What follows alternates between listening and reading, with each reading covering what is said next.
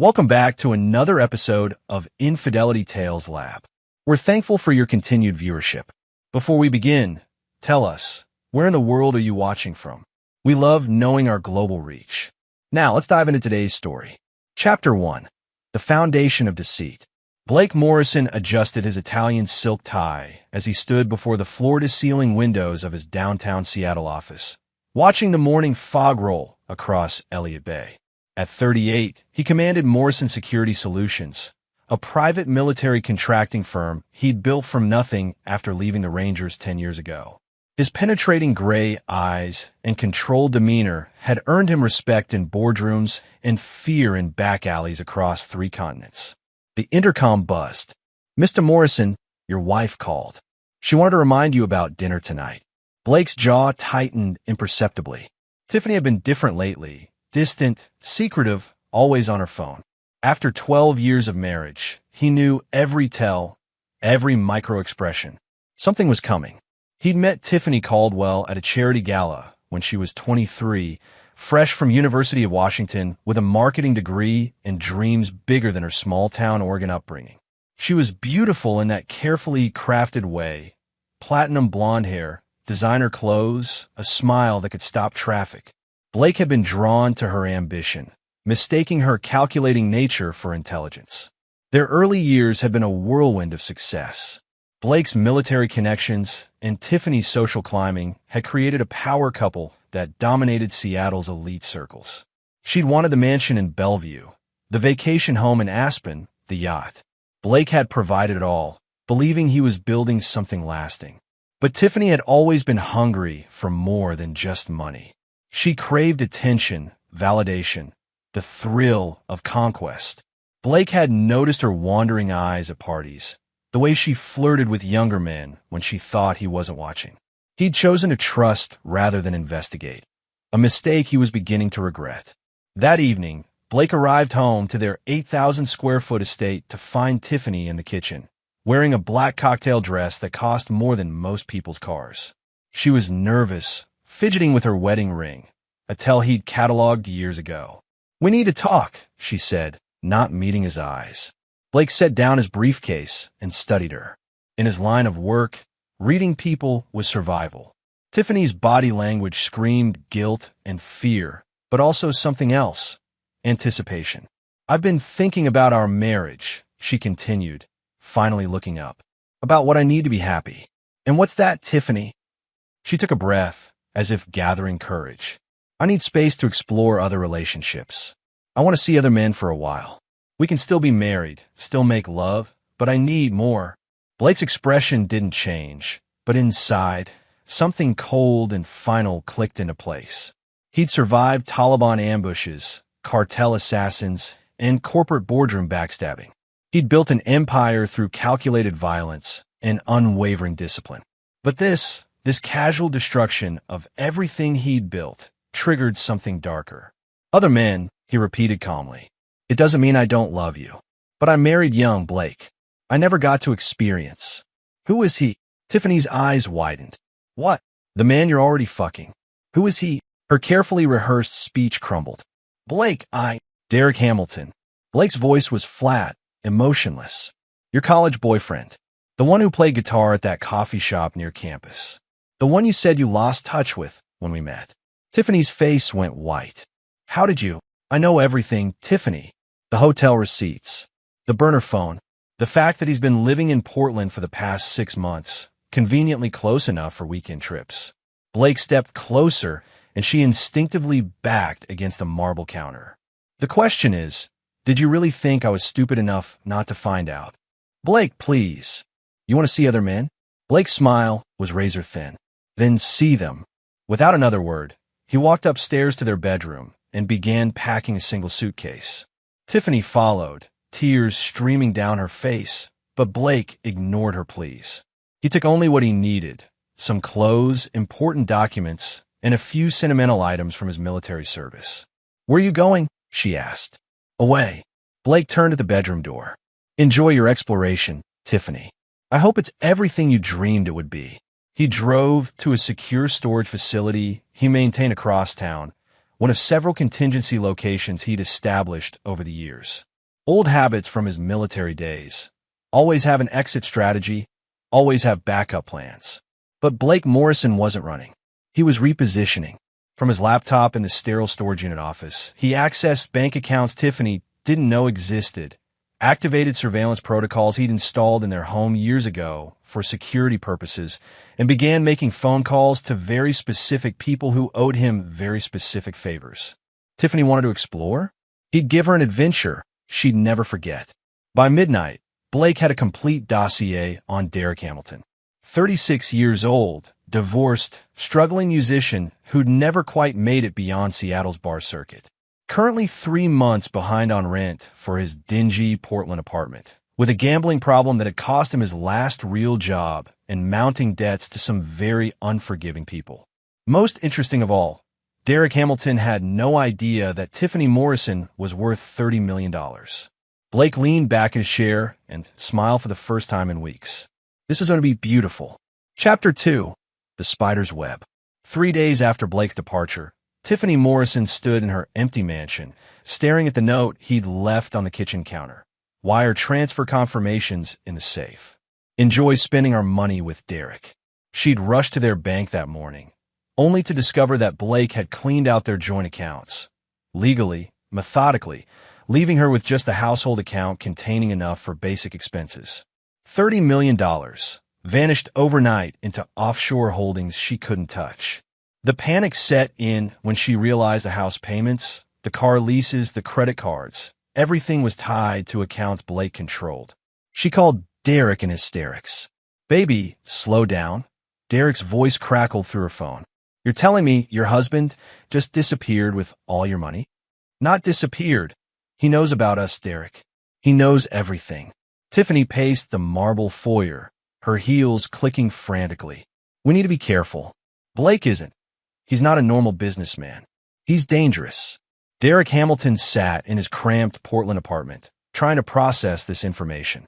For 3 months, he'd been having the best sex of his life with his college girlfriend, now a wealthy housewife looking for excitement. She'd been flying down to Portland twice a week, showering him with expensive gifts, talking about leaving her husband for him.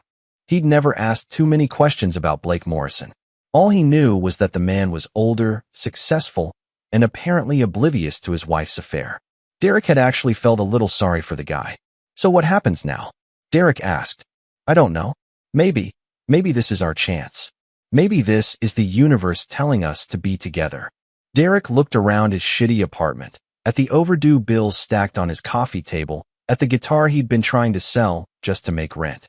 "Tiff, if your husband took all the money, I'll figure something out. I always do." What Tiffany didn't know was that Derek Hamilton was already figuring something out. That morning, he'd received a very interesting phone call from a man claiming to represent certain financial interests in Portland. They wanted to discuss Derek's gambling debts, all $47,000 of them. The meeting was set for that afternoon at a warehouse near the docks. Derek arrived to find 3 men waiting for him. The one in the expensive suit introduced himself as Mr. Chun, though Derek suspected that wasn't his real name. "Mr. Hamilton, you owe my associates a considerable sum. Look, I told Russo I'd have his money by the end of the month. Mr. Russo sold your debt to us. We're less patient than he was." Chun smiled coldly. "However, we have a proposition that might interest you." Derek swallowed hard. "What kind of proposition?" "We understand you're romantically involved with a very wealthy woman. Tiffany Morrison, wife of Blake Morrison." Derek's blood turned to ice. "How do you?" "That's irrelevant. What matters is that Mrs. Morrison has access to significant assets, and you have access to Mrs. Morrison. We propose a simple transaction. You help us acquire those assets, and your debt is forgiven, plus a substantial bonus. I can't just steal from Tiffany. I care about her." Chin's smile vanished. "Mr. Hamilton, you seem to misunderstand the nature of your situation. This isn't a negotiation. You will convince Mrs. Morrison to provide us with access to her husband's assets, or we will be forced to collect your debt through other means." He gestured to his companions, and Derek noticed the bulges under their jackets. "How am I supposed to get access to Blake Morrison's money? The guy's like some kind of military contractor. Those people don't just leave their finances lying around. That's your problem to solve. You have 1 week." That evening, Derek called Tiffany with a new urgency in his voice. We need to meet. In person. Tonight. They met at a hotel in Seattle, the same one where they'd been conducting their affair for months. But this time, Derek had an agenda beyond sex. Tiff, I've been thinking about what you said. About this being our chance to be together. Tiffany curled up against his chest. I meant it, Derek. I'm tired of living Blake's life. I want to live mine. What if I told you there was a way to get back at him? To take control of your own future? What do you mean? Derek had spent the drive to Seattle crafting his pitch. Your husband thinks he's so smart, disappearing with all the money. But he made one mistake. He left you in that house. With access to his office, his files, his computer. Tiffany pulled back to look at him. Derek, Blake's computer is password protected, encrypted. It's like Fort Knox. But you know him better than anyone.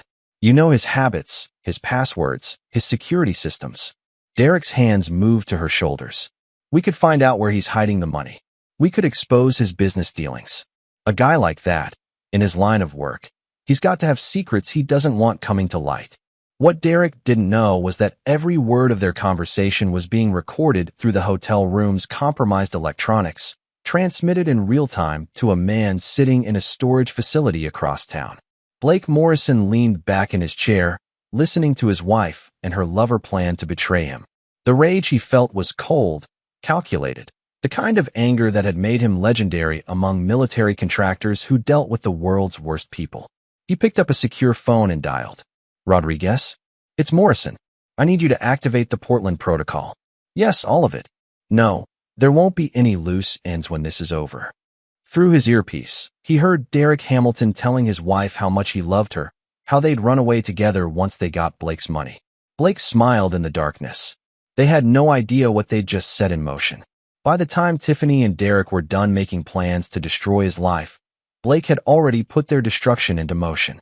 The pieces were moving, the web was spinning, and soon they'd both discover what happened to people who tried to betray Blake Morrison. Soon, they'd learn why his enemies called him the Ghost. Chapter 3. The Trap Springs. Blake Morrison watched from his car as Derek Hamilton stumbled out of the warehouse district at 2 a.m., blood trickling from his nose and terror etched across his face. The three men Blake had hired to play debt collectors had done their job perfectly, escalating Derek's desperation to the breaking point. Phase 1 was complete. Derek now believed he was trapped between Tiffany's wealth and violent criminals who would kill him if he didn't deliver Blake's assets within 4 days.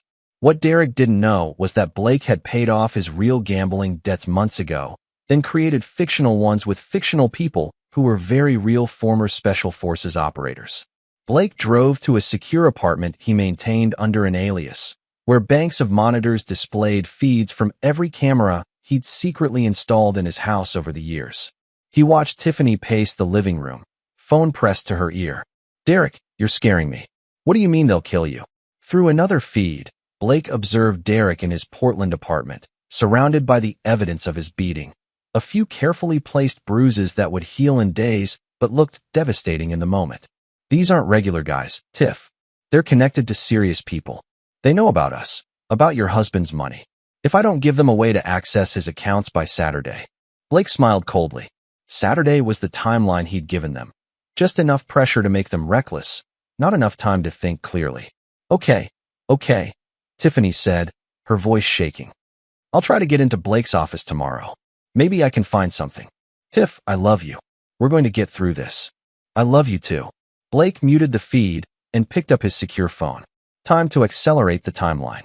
The next morning, Tiffany received a call from Blake's attorney, Henry Walsh, actually Blake himself using voice modulation software he'd acquired from his military contractor days. Mrs. Morrison, I'm calling to inform you that your husband has filed for legal separation. He's also initiated proceedings to freeze all marital assets pending a full forensic audit. What? He can't do that. I'm afraid he can, ma'am. Mr. Morrison has presented evidence of adultery and financial misconduct. The judge signed the order this morning. Tiffany's world collapsed around her. Not only was Blake gone with their money, but now she was facing complete financial ruin and a legal battle she couldn't afford. She called Derek immediately. It's over. He's filing for separation, freezing everything. The judge already signed papers. Jesus Christ, Tiff. My deadline is tomorrow night. What are we going to do? Derek had been thinking about this moment all night. Chen's men had been very specific about what would happen if he didn't deliver. They'd shown him photos of previous victims, people who'd owed less money and taken longer to pay. There has to be something in his home office. Documents, account numbers, passwords written down somewhere. Rich guys always have backup plans. Derek, Blake's office is like a vault. Biometric locks, cameras, the works. But you have access, right? You live there. Tiffany hesitated. She'd never actually tried to enter Blake's office without permission. It was his sacred space, and she'd respected that boundary throughout their marriage. I think so. The biometric scanner might still recognize me. Tiff, we don't have a choice. It's either this or... She knew what he wasn't saying. If Derek couldn't pay his debts, he'd disappear, or worse. And she'd be left alone, broke, and facing Blake's legal team without resources to fight back. Okay, I'll try tonight. That evening, Tiffany approached Blake's office door with trembling hands. The biometric scanner beeped softly, and to her surprise, the lock disengaged. Blake had never removed her access. Inside, she found exactly what she'd expected, a sophisticated setup with multiple computers, secure filing cabinets, and enough surveillance equipment to stock a spy movie. What she didn't expect was how neat and organized everything was, as if Blake had prepared for someone to search it. She began with his desk, looking for anything that might indicate where he'd moved their money. In the top drawer, she found a folder labeled Contingency Assets containing what appeared to be offshore account information. Her hands shook as she photographed each document with her phone. This was it. This was what Derek needed to save his life. She was so focused on the documents that she didn't notice the red light on Blake's security camera had changed from amber to green, indicating live transmission. 40 miles away, Blake watched his wife systematically photograph his financial records. But these weren't his real accounts. They were elaborate fakes he'd created specifically for this moment. The account numbers were real, but they led to accounts containing exactly $1 each, maintained by financial institutions that would flag any suspicious activity immediately. Phase 2 complete, Blake murmured to himself. Tiffany finished photographing the documents and carefully returned everything to its original position. She'd done it. She'd found a way to save Derek and secure their future together. What she didn't know was that she'd just handed Blake Morrison all the evidence he needed to destroy them both. The next morning, Derek took the account information to Chen's men, who seemed pleased with his delivery. They promised the debt was forgiven and that he and Tiffany could disappear together as planned. There's just one more thing, Chen said as Derek prepared to leave. Our employer wants to meet with Mrs. Morrison personally, to finalize the arrangement. That wasn't part of the deal. It is now, tonight, 8 p.m., the warehouse where we first met. She comes alone, or the information is useless. Derek's stomach clenched. Something felt wrong, but he was in too deep to back out now. That afternoon, he called Tiffany with the news. They want to meet with you tonight, to make sure the account access works. Derek, I don't like this. Why can't you handle it? Because it's your name on the accounts, not mine. Tiff, we're almost free. One more meeting, and we can disappear together forever. Tiffany looked around the empty mansion that had been her prison of privilege for 12 years. The thought of escaping with Derek, of starting over somewhere Blake could never find them, was intoxicating. Okay, where and when? As the sun set over Seattle, Tiffany Morrison drove toward what she believed was her liberation. In reality, she was driving toward the most carefully orchestrated trap Blake Morrison had ever set. And in a storage facility across town, Blake Morrison put on his tactical gear for the first time in 3 years and checked his weapons. Tonight, the ghost would remind the world why his enemies feared the darkness. Tonight, Tiffany and Derek would learn that some betrayals come with a price that can never be paid. Chapter 4. The Hunter Emerges.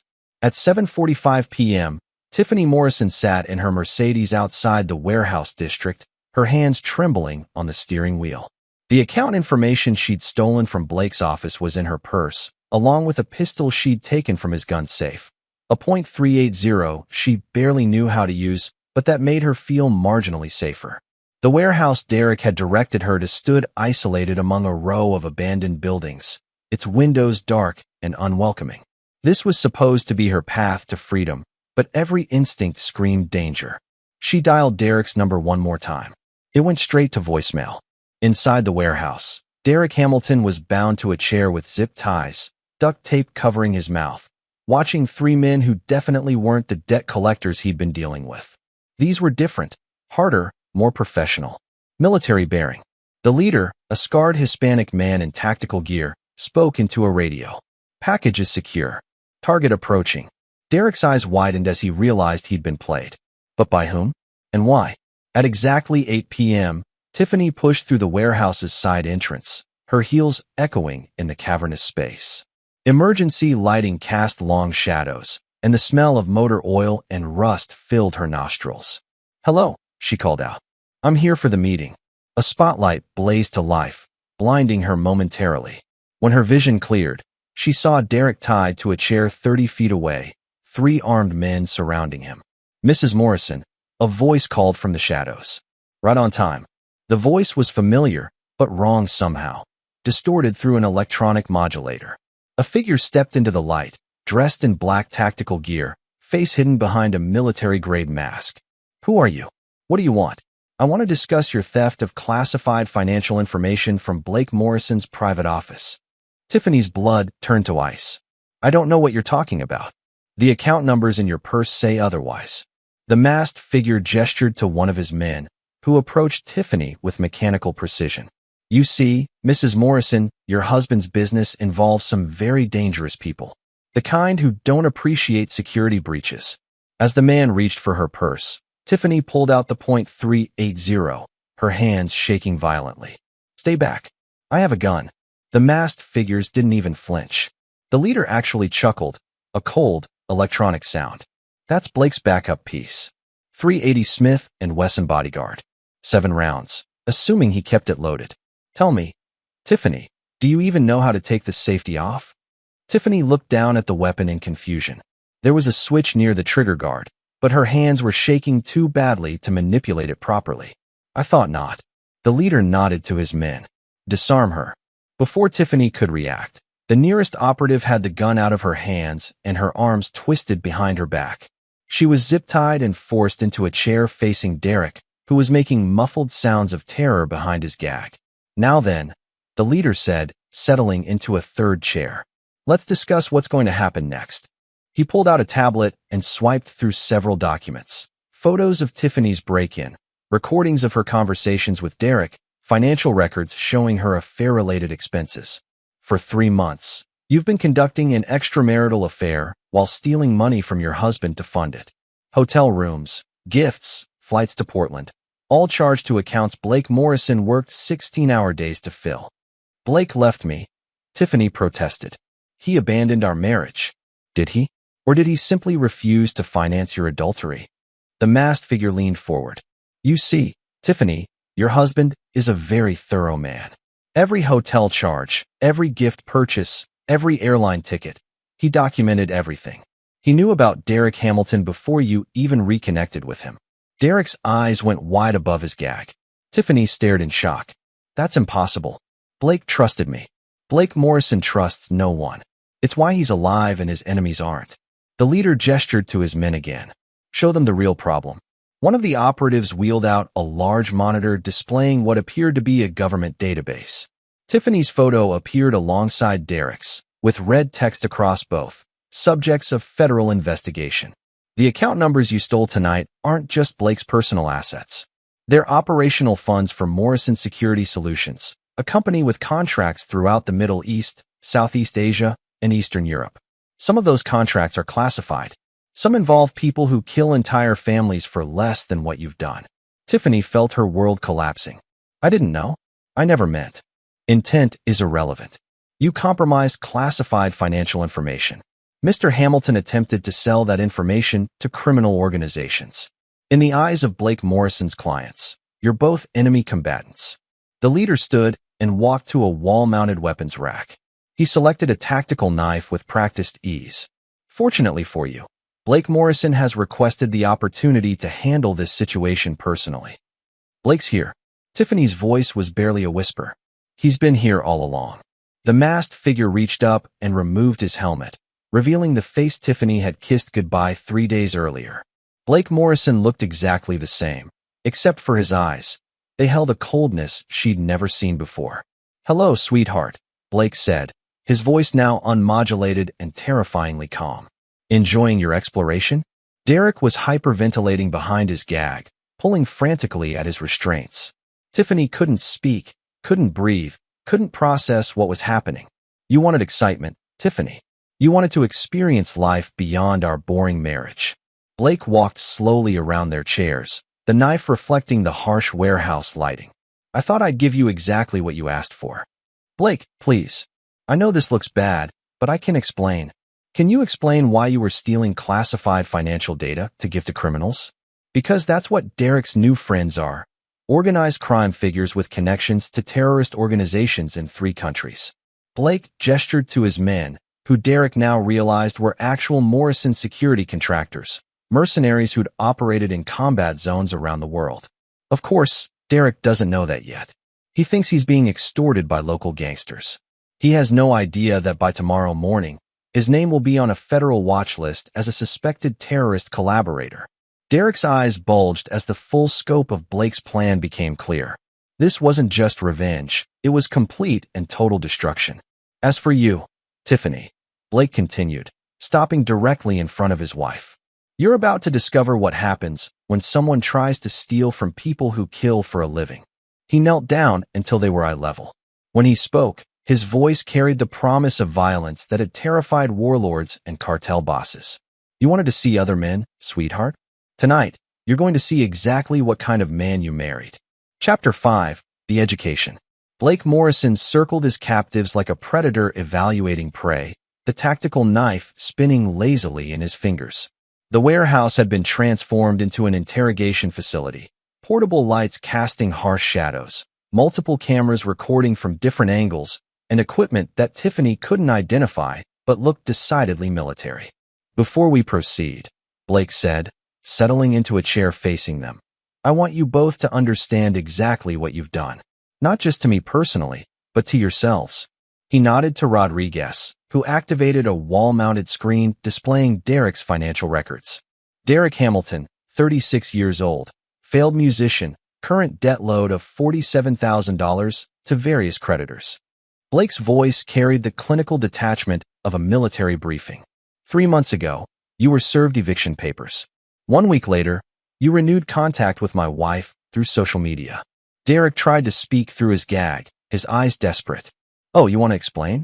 You think this was coincidence?" Blake smiled coldly. "Remove his gag." Rodriguez cut the duct tape away. Derek immediately began babbling. "Blake, listen to me. I never meant for any of this to happen. Tiffany reached out to me, not the other way around. I thought she was just an old friend who was married to $30 million. Blake interrupted. "Tell me, Derek, when did you first ask Tiffany about my financial situation?" Derek's face crumpled. I never asked directly. She just started talking about the house, the cars, the trips." "Second date," Blake said matter-of-factly. "You asked if I made her sign a prenup." "Third date, you wondered aloud how much military contractors really make." "By the 4th date, you were helping her research divorce law." Blake gestured to another screen showing printed emails and text messages. "Every conversation, Derek. Every plan you made to take my wife and my money. Did you really think I wouldn't find out?" Tiffany found her voice. "Blake, you're acting like we planned this together from the beginning. I was unhappy. You needed excitement." Blake's attention shifted to his wife. "Let me tell you about excitement, Tiffany." He stood and walked to an equipment case, removing what looked like a modified tablet. "This device contains financial records for Morrison Security Solutions. Real ones, not the fakes you photographed. Our clients include people who make Pablo Escobar look like a Sunday school teacher. The account numbers you stole? They contain operational funds for arms dealers, mercenary companies, and individuals who have killed more people than some small wars." Tiffany's face went white. "You said you ran a security company." "I do. We provide security for people and organizations that can't use legitimate law enforcement.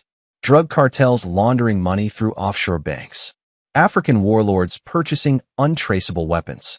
Eastern European crime syndicates moving human trafficking proceeds." Blake's voice remained conversational, which somehow made it more terrifying. "All of them use Morrison Security Solutions for financial protection and transportation logistics."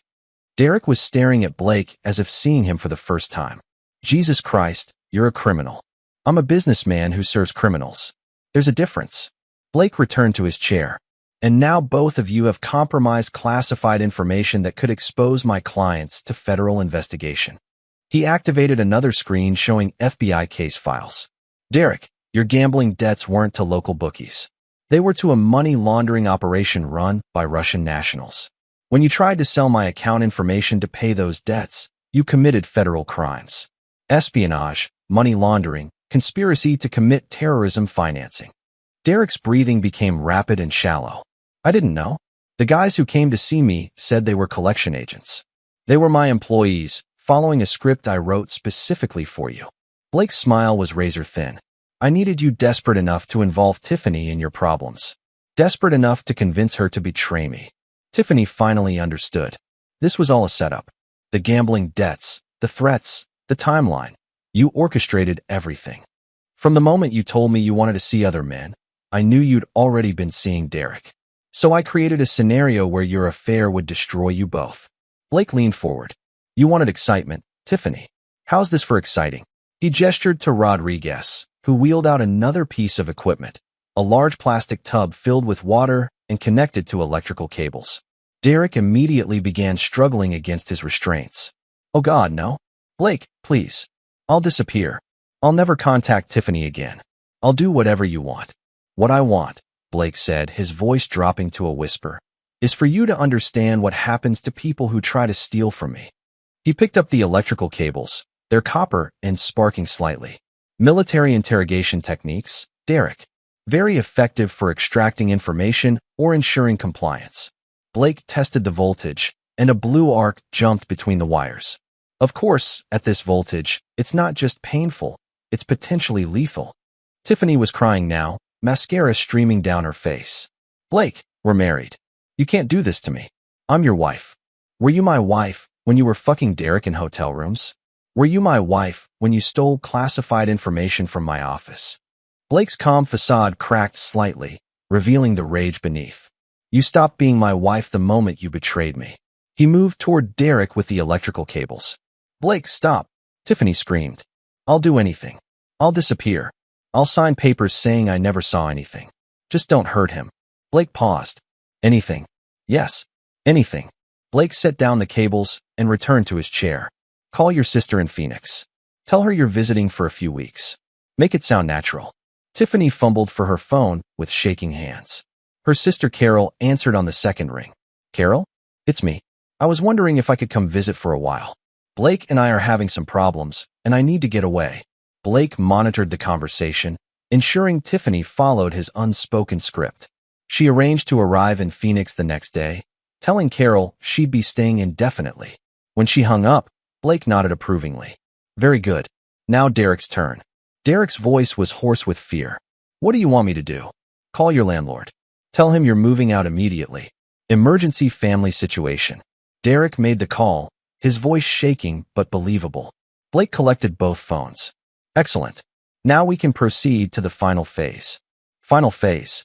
Tiffany whispered. Blake stood and began pacing again, his movements predatory and controlled. You see, Tiffany, I could kill you both right now. Make it look like a murder-suicide. Jealous lover kills his married girlfriend, then himself. Very tidy, very believable. Derek whimpered. Tiffany closed her eyes, accepting her fate. But that would be wasteful, Blake continued. You both betrayed me, but you can still be useful. He stopped pacing and smiled.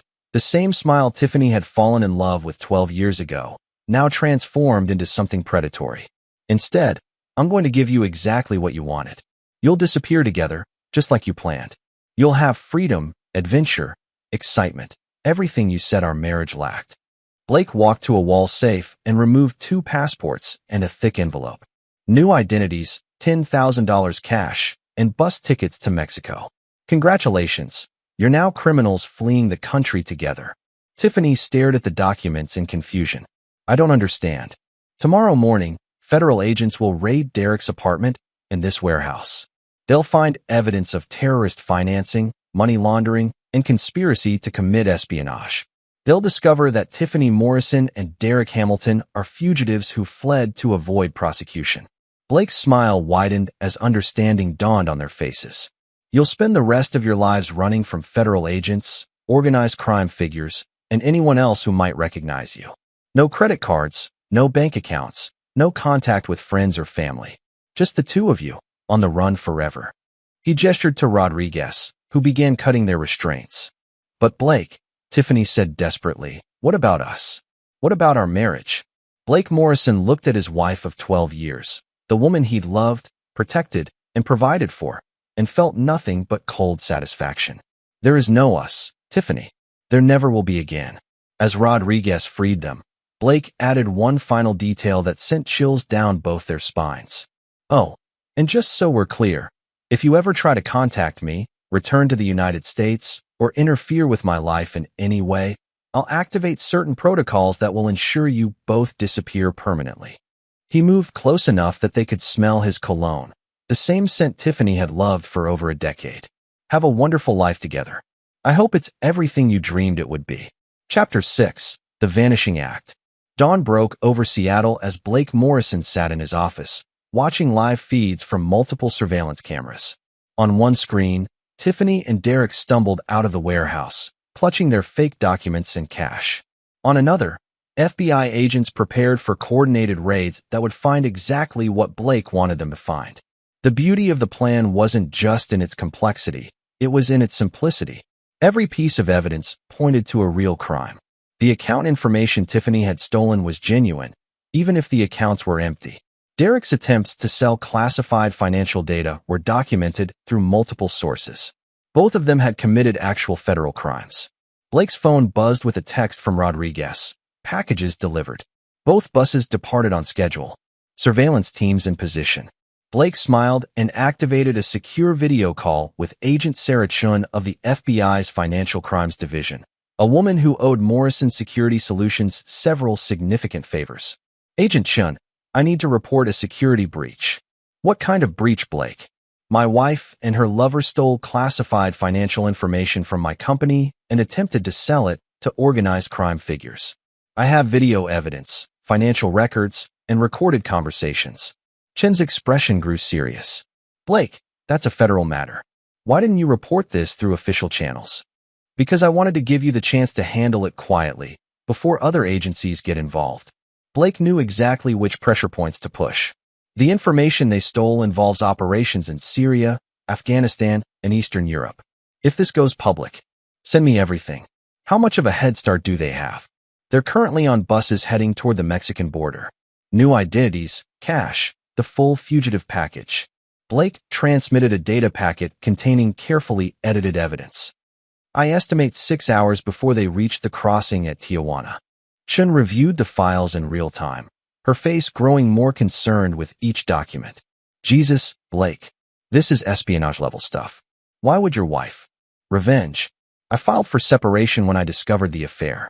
She decided to take me down with her. Within an hour, federal agents raided Derek's Portland apartment, finding exactly what Blake had planted there. Printed copies of the classified financial data, maps of border crossings, and a detailed plan for selling information to Mexican crime syndicates. The raid on the warehouse yielded even more evidence, surveillance equipment, weapons, and communications gear that painted a picture of an organized criminal operation. By noon, Tiffany Morrison and Derek Hamilton were federal fugitives with their photos on every FBI watch list between Seattle and Mexico City. But Blake's plan went deeper than simple law enforcement. 300 miles south, Tiffany and Derek sat in a grimy bus station in Sacramento, counting their remaining cash and studying the fake passports Blake had provided. Rachel Collins and David Martinez. Derek read from his new identification. Think these will work at the border? Tiffany, now Rachel, was staring at a television screen showing their photos on CNN. The caption read, Federal fugitives sought in terrorism financing case. We're on the news, she whispered. Derek looked up to see their faces displayed for the entire bus station. A reporter was explaining how they'd stolen classified information from a defense contractor and attempted to sell it to terrorist organizations. We need to get out of here, Derek said, grabbing their single bag. But as they stood to leave, Derek noticed something that made his blood turn cold. Two men in the corner of the station were watching them, speaking quietly into earpieces. "Tiff, Rachel, we've got company." The men weren't law enforcement. They looked like the type of people Blake Morrison dealt with. Hard, professional, military-bearing. And they were moving toward the exit to cut off any escape route. Derek grabbed Tiffany's hand and pulled her toward the bathroom area, where a service corridor led to the rear of the building. They slipped through an emergency exit, setting off an alarm, and ran into the Sacramento afternoon. What they didn't know was that Blake had teams like this positioned at every major transportation hub between Seattle and the Mexican border. Not to capture them, to ensure they kept running. In his Seattle office, Blake tracked their progress through a network of surveillance assets that spanned 3 countries. Every time Tiffany and Derek tried to rest, mysterious figures would appear, forcing them to keep moving.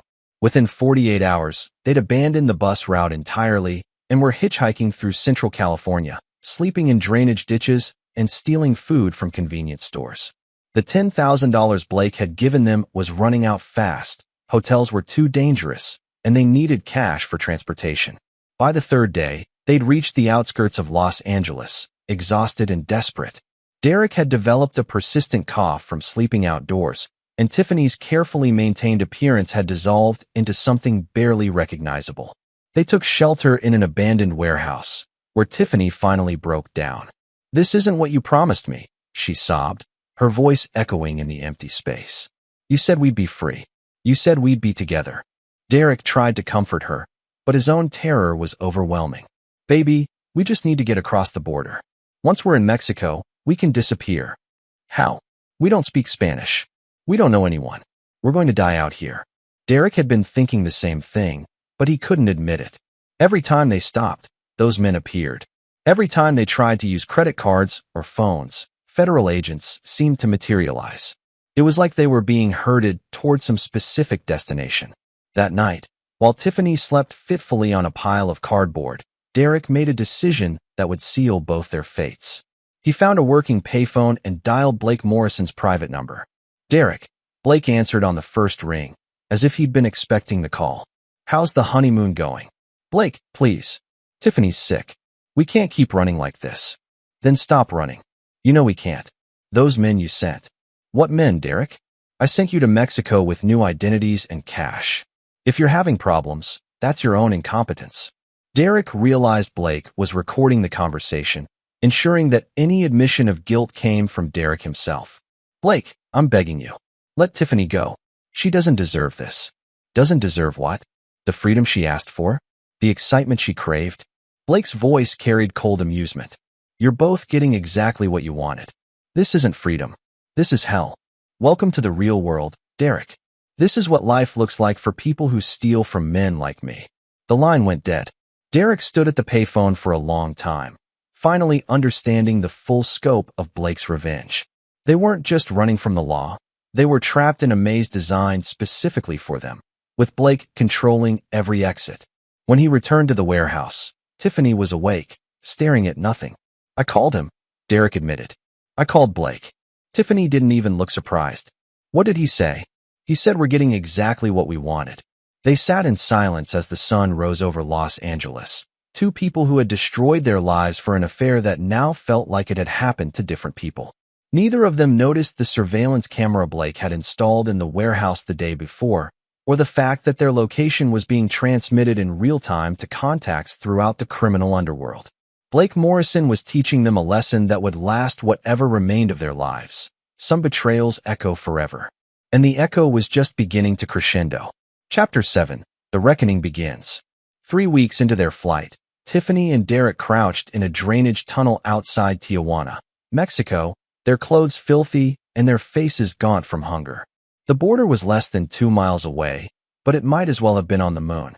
Blake's surveillance network had tracked them to every hiding place, forced them from every shelter, and made every moment of their existence a nightmare of paranoia and desperation. They'd learned to recognize the signs. Men in tactical clothing appearing at rest stops, unmarked cars following their stolen vehicles, hotel clerks making suspicious phone calls. "We can't cross at the main checkpoint," Derek whispered, studying the border fence through a pair of binoculars he'd stolen from a sporting goods store. "Too much security." Tiffany was beyond caring about security. She'd lost 30 pounds.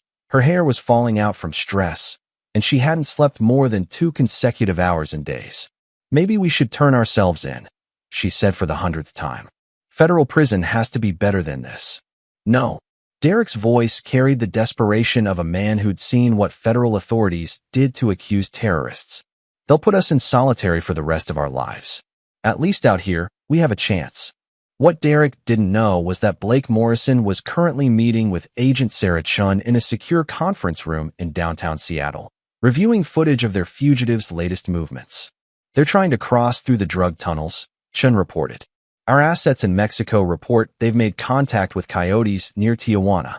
Blake nodded with satisfaction. Perfect. Activate the final protocol. Blake, are you sure about this? Once we involve the cartels. The cartels have been involved since day one. They just didn't know it. Blake activated a secure communication channel. Everything is proceeding exactly as planned. In Mexico, Tiffany and Derek had indeed made contact with human smugglers, men who promised safe passage across the border for $5,000 each. It was more money than they had, but the smugglers offered an alternative arrangement. You work for us, the lead coyote explained in broken English. 1 month. Then we take you across. Derek studied the man's face, trying to read his intentions. What kind of work? Transport. You carry packages. We give you food, shelter, protection. Derek knew they were talking about drug running, but alternatives were limited. They could try to cross the desert alone and probably die of exposure, or they could take their chances with the cartels. 1 month, Derek agreed. Then we're free. The coyote smiled, and Derek felt a chill that had nothing to do with the desert wind. What Derek didn't realize was that the coyote was actually Miguel Santos, a Morrison Security Solutions asset who'd been operating in Mexico for 3 years. The packages they'd be carrying weren't drugs. They were tracking devices that would allow Blake to monitor their exact location at all times. For the next 2 weeks, Tiffany and Derek carried mysterious packages across the desert, sleeping in safe houses controlled by people who watched their every movement. They were fed just enough to keep them functional, given just enough rest to prevent collapse. Derek began to suspect they were being prepared for something more than simple border crossing. The training they received was too intensive, too specific. They learned routes through the desert, memorized safe house locations, and practiced evading border patrol surveillance. They're turning us into smugglers, Tiffany realized during one of their rare private conversations. We're not customers, we're assets. Derek had reached the same conclusion. Once we cross the border, we'll be completely dependent on them. They'll own us. But they were trapped in a system designed by Blake Morrison to ensure they had no alternatives. Every escape route led back to the same network of criminals. Every safe house was monitored by the same organization. That night, Derek made his second critical mistake. He attempted to steal a vehicle from the cartel compound, thinking he and Tiffany could drive north and surrender to American authorities. But the vehicle was equipped with tracking devices, and within an hour, they were surrounded by armed men in the desert. Miguel Santos was not pleased. You were told to follow instructions, he said, gesturing for his men to restrain Derek. Now you learn what happens to people who steal from us. They dragged Derek to a wooden post and tied his hands above his head. Miguel produced a cattle prod and activated it, electricity crackling in the night air. Please, Tiffany begged. We'll do whatever you want. Just don't hurt him. You will do whatever we want, Miguel agreed. But first, you learn respect. The cattle prod touched Derek's ribs, and his scream echoed across the desert. Tiffany collapsed, sobbing, as Miguel continued the lesson for 30 minutes. When it was over, Derek hung unconscious from his restraints, his body covered in burn marks. Tomorrow, you both cross the border, Miguel announced.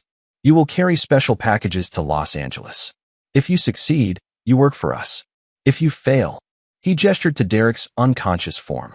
If you fail, your boyfriend learns what real pain feels like. That night, Tiffany sat beside Derek as he drifted in and out of consciousness, and finally understood the true scope of Blake's revenge. They weren't just fugitives, they were slaves.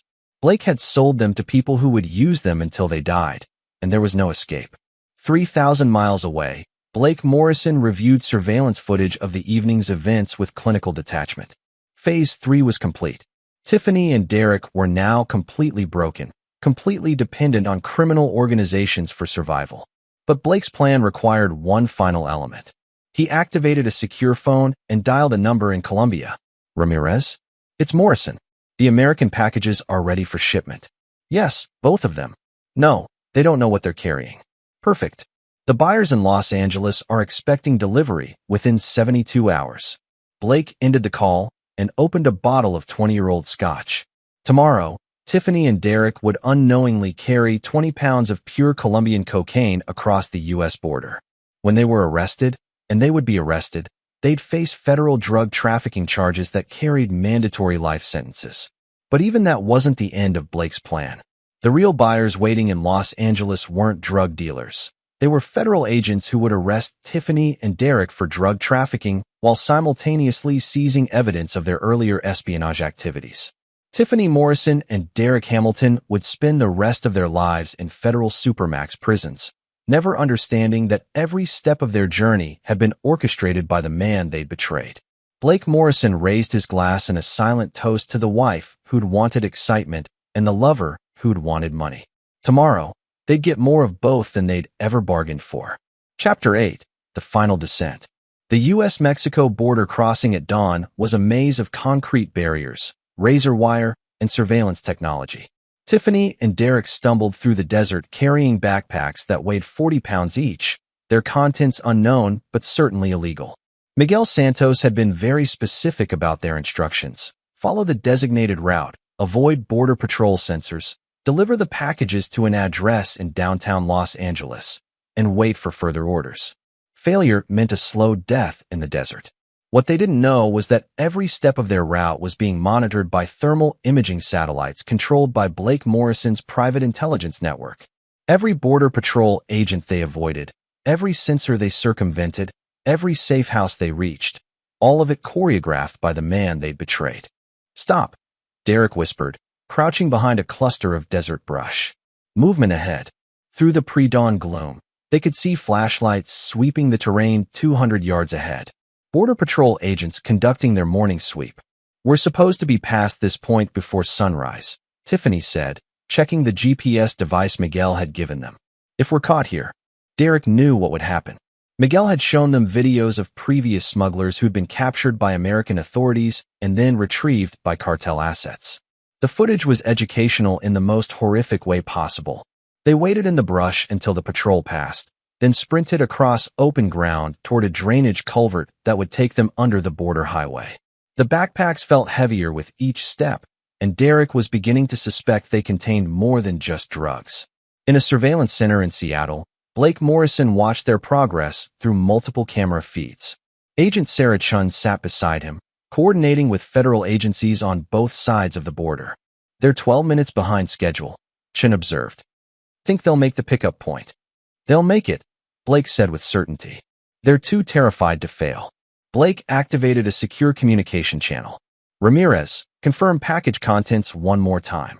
20 pounds Colombian cocaine, street value approximately $2 million. Plus your special edition." Blake's special edition was a GPS tracking device that would allow federal agents to monitor Tiffany and Derek's exact location until the moment of arrest. But more importantly, it contained a digital storage device with complete records of their original espionage activities, evidence that would ensure their prosecution for both drug trafficking and terrorism financing. Perfect. Initiate arrest protocol when they reached the delivery address. By midday, Tiffany and Derek had reached the outskirts of Los Angeles, exhausted and dehydrated, but still carrying their mysterious cargo. The delivery address was a warehouse in the industrial district, exactly the kind of place where drug deals happened in movies. "This feels wrong," Tiffany said as they approached the building. "Why would smugglers use such an obvious location?" Derek was thinking the same thing, but they had no choice. Miguel's men were probably watching from somewhere nearby, and failure to complete the delivery meant certain death. The warehouse door was unlocked. Inside, they found a single man waiting, someone who looked more like an accountant than a drug dealer. "Ms. Collins and Mr. Martinez," the man said, using their false identities. "Right on time." He gestured for them to place the backpacks on a nearby table, then began examining the contents with electronic equipment that seemed far too sophisticated for a drug transaction. Excellent quality, he announced after several minutes. The buyers will be very pleased. As he spoke, Derek noticed something that made his heart stop. The man was wearing a wire, a small device clipped to his shirt collar that clearly contained a microphone and transmitter. "Run," Derek whispered to Tiffany. But it was too late. The warehouse doors burst open, and federal agents flooded the space, weapons drawn and tactical gear gleaming. FBI. Nobody moved. Tiffany and Derek were on the ground in seconds, their hands zip-tied behind their backs while agents secured the scene. The buyer was actually Agent Sarah Chun, and the warehouse was an FBI sting operation. "Tiffany Morrison and Derek Hamilton," Chun announced formally, "you're under arrest for drug trafficking, conspiracy to distribute controlled substances, money laundering, and violation of the Espionage Act." As they read their rights, Derek finally understood the full scope of Blake's revenge. This wasn't just about catching them. It was about ensuring they'd never be free again. The backpacks contained enough cocaine to trigger mandatory life sentences under federal drug laws. But worse, the digital device Blake had hidden in the drugs contained complete records of their original theft of classified information. They weren't just drug smugglers. They were terrorists who'd used drug proceeds to finance espionage activities. In his Seattle office, Blake Morrison watched the arrest through live satellite feeds, a slight smile playing across his lips. Phase 4 was complete. But Blake's plan had one final component. That evening, as Tiffany and Derek sat in federal holding cells awaiting arraignment, Blake made a series of phone calls to very specific people. "Judge Harrison? Blake Morrison.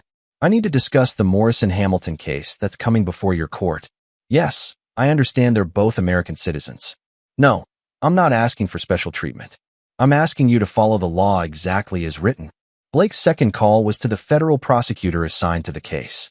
"Mr. Walsh, I'm calling to offer Morrison Security Solutions full cooperation in the prosecution of my wife and her co-conspirator. Yes, we have additional evidence. Financial records, surveillance footage, recorded conversations. Everything you need for maximum sentences." His third call was to the warden of ADX Florence, the federal supermax prison where the most dangerous criminals in America were held. "Warden Mitchell, Blake Morrison. I wanted to discuss security protocols for 2 incoming inmates." "Yes, I understand they're not typical supermax candidates. However, given their knowledge of classified operations and their connections to international criminal organizations." By midnight, Blake had ensured that Tiffany Morrison and Derek Hamilton would spend the rest of their lives in solitary confinement, 23 hours a day, with no contact with the outside world. But even that wasn't enough. Blake's final move was a masterstroke of psychological warfare. He arranged for both Tiffany and Derek to receive a single piece of mail each week, photographs of their former lives. Pictures of the mansion Tiffany had lived in, the restaurants where she'd dined, the luxury vacations she'd taken. For Derek, photographs of the music venues where he'd played, the freedom he'd once taken for granted, the simple pleasures of a normal life. Each photograph would be accompanied by a single sentence. "Thinking of you both." Blake Morrison had given them exactly what they'd asked for. They'd wanted excitement, and now they'd have the excitement of wondering whether each day would be their last. They'd wanted to be together, and now they'd spend eternity knowing the other was suffering in a cell just like theirs. But most importantly, they'd learned the lesson Blake Morrison taught all his enemies. Betrayal has consequences that echo through generations. As he sat in his empty mansion that night, Blake Morrison felt something he hadn't experienced in months: peace. Justice had been served with the precision of a military operation and the finality of a death sentence. Tiffany and Derek were gone, but they weren't dead. They were living in a hell Blake had designed specifically for them, with no possibility of escape, no hope of redemption, and no end to their suffering. Blake Morrison had kept his promise. He'd given them exactly what they'd wanted, and he'd made sure they'd regret it forever. Chapter 9. The Ghost's Final Victory. 2 years later, Blake Morrison stood in the conference room of Morrison Security Solutions, addressing a room full of international clients. His company had expanded dramatically since the security breach that had eliminated his wife and her lover, a cautionary tale that had actually enhanced his reputation among people who valued absolute loyalty. "Gentlemen," Blake said, gesturing to a wall-mounted screen displaying global operations, Morrison Security Solutions now operates in 47 countries, with assets protecting over $200 billion in client investments. The assembled warlords, cartel leaders, and arms dealers nodded approvingly. Blake Morrison had become a legend in their circles, a man who'd turned personal betrayal into a business advantage, demonstrating the kind of ruthless efficiency they respected above all else. Agent Sarah Chun watched from the back of the room, her FBI credentials meaningless in this gathering of criminals who were technically Blake's clients, not targets. The relationship between Morrison Security and federal law enforcement had evolved into something mutually beneficial. Blake provided intelligence on international threats, and authorities looked the other way regarding his client base. After the meeting ended and the clients departed, Chin approached Blake's desk. "Congratulations on the expansion," she said. "I assume business is good?" "Business is excellent." Blake's smile was genuine but cold. "Amazing how much trust you can build by demonstrating what happens to people who break that trust." Chin had been monitoring Tiffany and Derek's situation since their arrests. Both were serving life sentences without possibility of parole in ADX Florence, the federal supermax prison known as the Alcatraz of the Rockies. They lived in 7 by 12-foot concrete cells, allowed out for 1 hour of exercise per day, with no contact with each other or the outside world. "They still receive your weekly photographs?" Chin mentioned. "Do they?" Blake seemed genuinely curious. "I'd forgotten about that." It was a lie, and they both knew it. Blake Morrison forgot nothing, especially when it came to his enemies. The photographs were carefully chosen to maximize psychological impact. Images of freedom, happiness, and normalcy that served as constant reminders of what Tiffany and Derek had lost forever. "Any regrets?" Chin asked. Blake considered the question seriously. "Regrets suggest I would do something differently given the chance. I gave them exactly what they asked for. They wanted excitement. Life in Supermax is certainly exciting. They wanted to be together. They're in the same facility, knowing the other is suffering just like them. They wanted to explore relationships. They've had 2 years to explore their relationship with complete isolation." Chin nodded, understanding that Blake Morrison was incapable of genuine remorse. He'd spent 10 years building an empire, 12 years building a marriage, and 2 years destroying the people who'd threatened both. In his mind, justice had been served with mathematical precision. "What's next for you?" Chin asked. Blake activated a secure tablet displaying his personal calendar.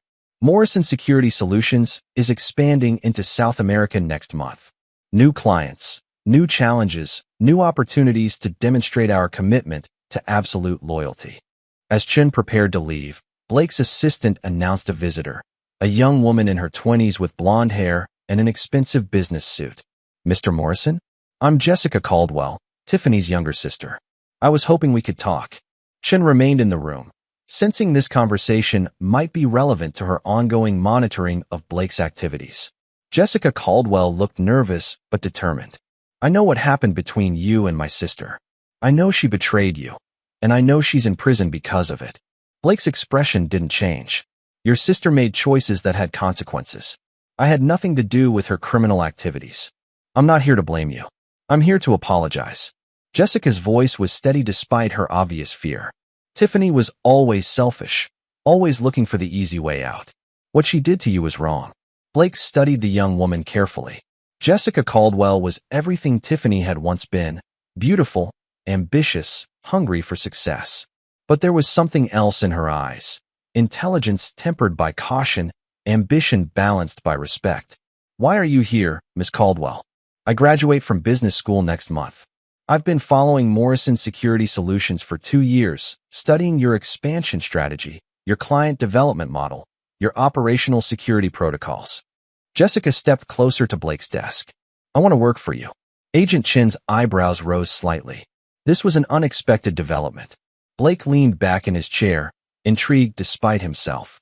"You want to work for the man who destroyed your sister's life. I want to work for the man who built a global empire from nothing, who commands absolute loyalty from the most dangerous people in the world, who never makes the same mistake twice." Jessica's voice carried conviction. "My sister was an idiot. You gave her everything she could want, and she threw it away for a loser musician and some momentary excitement." Blake was quiet for a long moment, processing this unexpected turn. Jessica Caldwell represented an interesting opportunity, someone with a personal connection to his greatest triumph, someone who understood the cost of betrayal better than anyone. What makes you think I'd trust anyone related to Tiffany Morrison? Because I'm not my sister. And because you're the kind of man who turns enemies into advantages. Jessica placed a portfolio on Blake's desk. MBA from Wharton, specializing in international finance and security operations. Fluent in 4 languages, including Russian and Mandarin.